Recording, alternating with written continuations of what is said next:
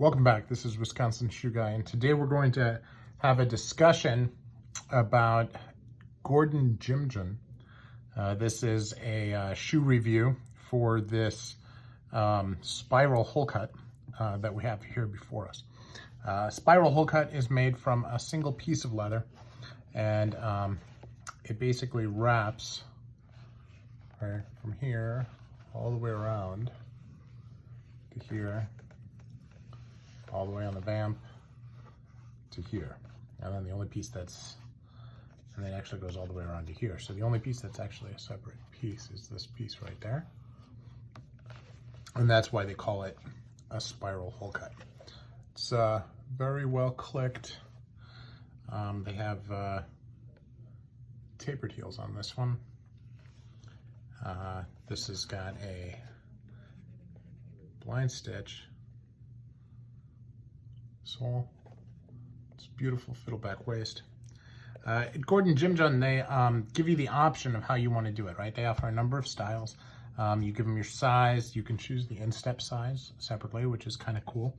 They have two different options. It can either be what they call a modified Goodyear welt, which is based on the reading is very similar to the Mecariello Argentum welt, which ready to wear, which he basically takes a hand welted insole and he uses a machine to carve the trench in it for actually welting on the welt. So he still uses the insole instead of gemming. Jimjun seems to be the same thing. So I consider it part of my modified hand welt in my descriptions. But it is a machine done welt instead of just completely carved out by hand. So they're able to do these. It's 500 euros for the ready to wear line, and then it's 800 euros if you want a completely hand welted shoe, and that is actually made to measure as well, which is kind of a nice bonus on there as well. Not inexpensive, but not terrible, and the quality on these is absolutely first rate. So first, let's talk about the leather. This is museum calf.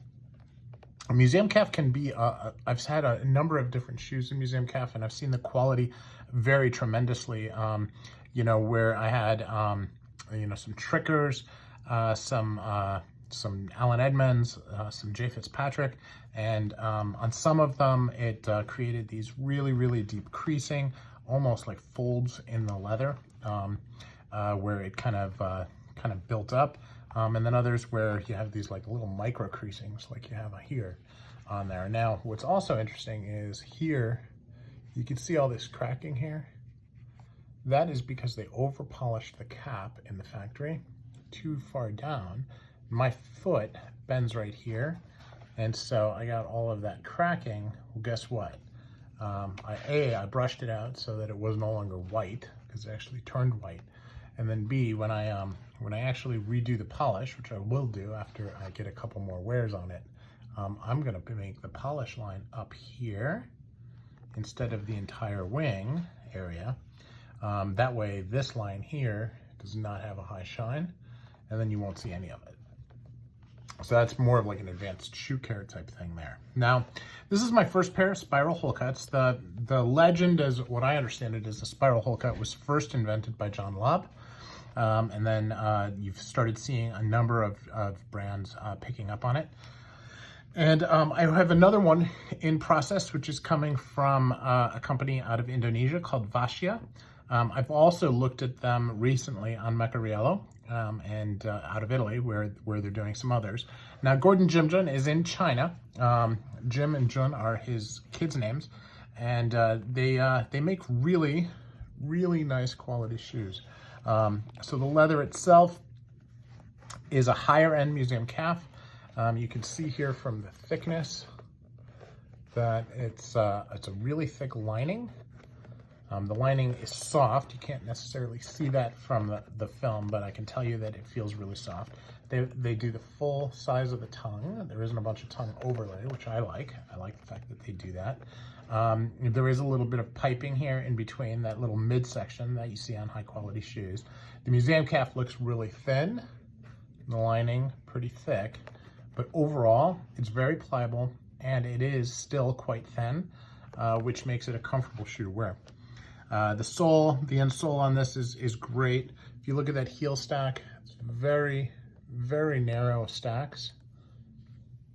Looks like these were actually made and carved versus just purchased as a stack, which is nice as well. You can see on the inside here how that is as well. They do single nails on the heel. Very, you know, nice proportioned rubber insert there, the combination heel.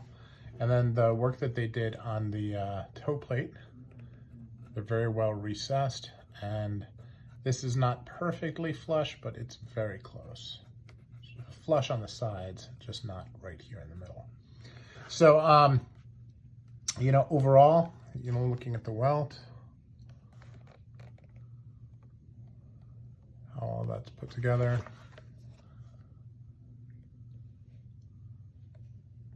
Overall, I'm going to say that this for 500 euros is a fantastic deal. The trees that come with it, now they are going to, they have started, according to some of the forums that I've read, started charging separately for trees. These trees are actually quite nice.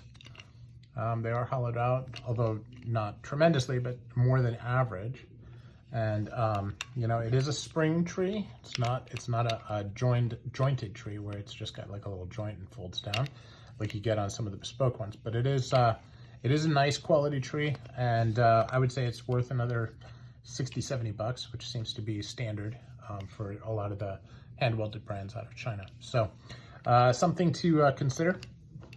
I had to pay extra for the toe plates, but not for the trees, and not excessively for the toe plates. I think it was 50 bucks, 50 euros. So not bad at all. So for the overall value, you know, if I look at this like compared to austerity brogues, the double stitching here on the upper, that stitch density is quite nice. Looks like 1, 2, 3, 4, 5, 6, 7 stitches per centimeter, which is dense. It's not crazy. And when we look at the sole, and it is recessed, so it's hard to see, but we're still looking at 4 stitches per centimeter on the sole, which is good.